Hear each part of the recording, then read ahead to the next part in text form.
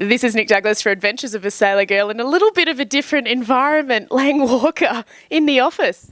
Yeah, hi. Great to see you this morning. Yes. It is a different environment being here instead of down at the dock.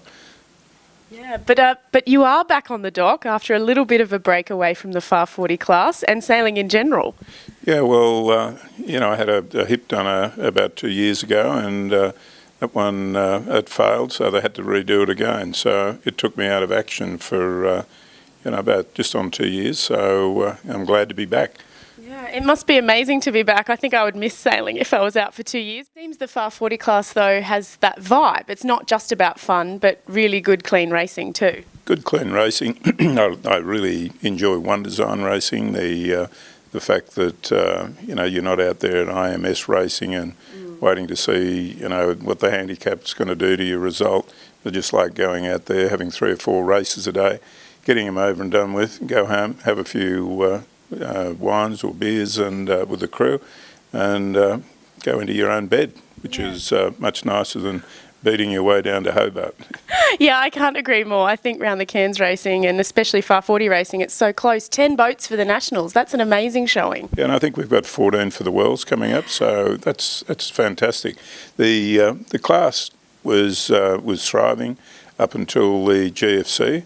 A lot of the European boats fell by the wayside there. That was a shame. I think all the government tax authorities were chasing yachties and wealthy people and not paying enough tax. So they sort of fell by the wayside. The American fleet, that sort of dropped. Now largely it's coming back quite strong on the west coast, and we're starting to see boats come back in Europe. So that's a good sign. But it just went through a quiet period, and this rebuild is fantastic, getting the numbers back up. Yeah, and in Australia as well. I mean, we've got quite a few in Sydney, and for the States as well, you had quite a few boats. Yeah, we had was 8 boats for the States. So this slow build up will be great. I think one of the important things is choosing where the events are going to be. Trying not to spread out the events. It's very costly for the owners to ship their crews and boats and things like that. So I think trying to keep all those events where the majority of the boats are, and that's one of the reasons why the West Coast is starting to do quite well. Yeah, and I think it's something cool with the Farr 40 Australia Association as well. I mean, essentially it's all the owners that are getting together, so you're doing what suits you guys. Yeah, exactly. And so, as I say, we just need to be careful that we're keeping the events together where the majority of the boats are. Yeah, for sure. But now we've got a few big weeks coming up for the Farr 40 class. You've got the Nationals, the Pre-Worlds, the Worlds. What is Team Kokomo hoping to achieve? Put him on the spot. Obviously, we want to be up there in the podium. We had a pretty good day, the second day of the States.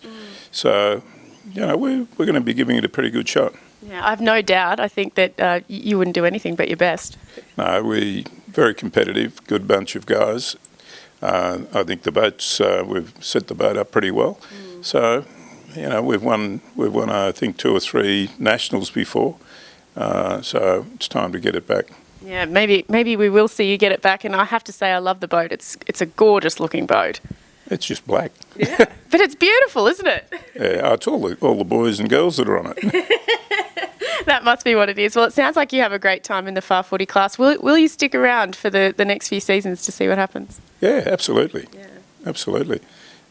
Just got to keep building that fleet. That's what it's all about. Yeah, it is what it's all about. Well, it's a pleasure to have spoken with you, Lang. Good luck this weekend. Thank you very much. And we're going to need it, but we'll be out there. You've got to be in it to win it. Absolutely. Exactly. Awesome.